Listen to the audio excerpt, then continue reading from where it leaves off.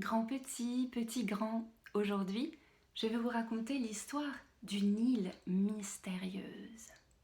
Mais avant cela, je vais vous apprendre le rythme tout à fait particulier de cette île, parce que nous en aurons besoin au cours de l'histoire.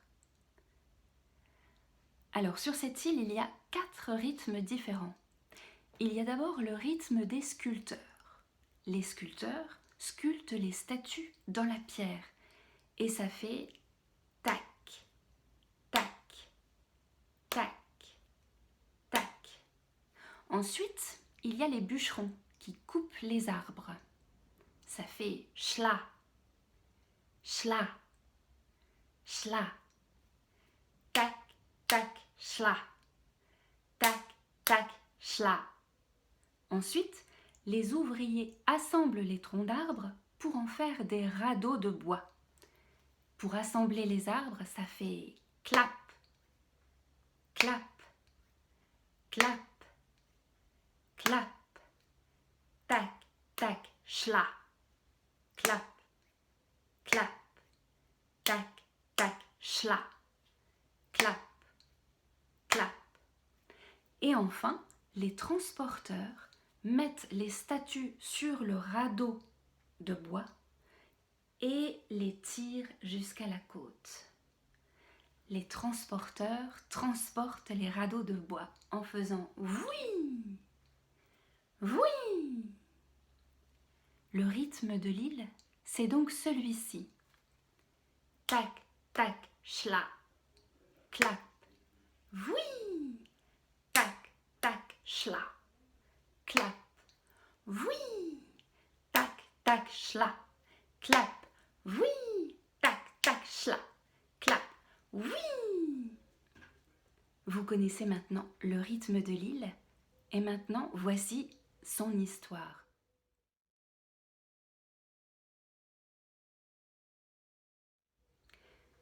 C'était une île qui existait il y a très très longtemps, loin de tout. Mais sur cette île, les habitants étaient très heureux parce qu'il ne manquait de rien. Ils avaient tout ce qu'il leur fallait pour être heureux.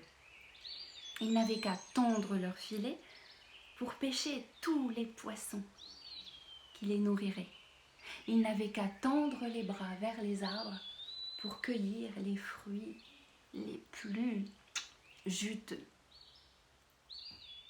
À un moment donné, tout ce bonheur, ça ne leur a pas suffi. Ils s'ennuyaient. Alors ils ont construit des dieux à leur image. Et pour les honorer, ils ont décidé de leur édifier des statues monumentales, gigantesques. Ces statues, ils les ont transportées du centre de l'île jusque vers la côte, sur de grands rondins de bois.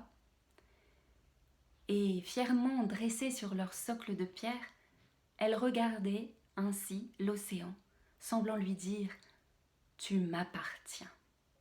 Chaque village de l'île avait ses sculpteurs attitrés. Et bientôt, ils ont organisé des compétitions entre les villages. C'était à qui construirait la plus grande, la plus belle, la plus lourde des statues.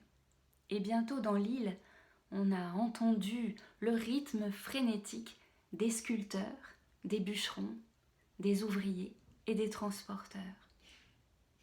Tous les jours, ça sculptait, tac, tac, ça coupait, schla, schla, ça assemblait, clap, clap, et ça transportait, oui, oui, ça sculptait, tac, tac, ça coupait, schla, ça assemblait, clap, et ça transportait, oui. Vous faites le rythme de l'île avec moi? Ça faisait tac, tac, schla, clap, oui, tac, tac, schla, clap, oui, tac, tac, schla, clap, oui, tac, tac, schla, clap, oui. Et ça, tous les jours, jusqu'à ce que l'île devienne une grande forêt de statues. Et la forêt, elle, est devenue un grand amas de souches coupées. Bientôt, le dernier arbre a été coupé. La dernière statue a été érigée sur la côte. Plus rien n'a poussé sur cette terre qui n'avait désormais plus d'ombre et qui était desséchée par le vent et le soleil. Alors les habitants ont dû construire de nouvelles barques pour aller pêcher plus de poissons.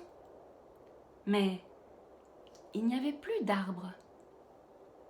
Pas d'arbres, pas de bois. Pas de bois, pas de barque. Pas de barque, pas de pêche. Pas de pêche, pas de poisson. Pas de poisson, pas de nourriture. Et pas de nourriture, pas de vie sur l'île des Rapa Nui. Car cette île, elle a vraiment existé. C'était l'île de Pâques.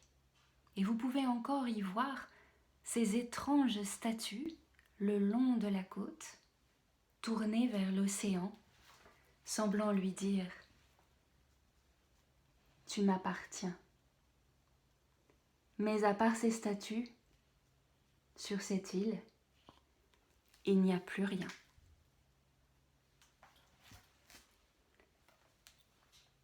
Et voilà, c'était l'histoire de cette île mystérieuse, de l'île de Pâques, et de son rythme effréné, qui a fini par ralentir, ralentir, ralentir, jusqu'à ne plus exister. Tac, tac, schla, clap, oui, tac, tac, schla, clap, oui.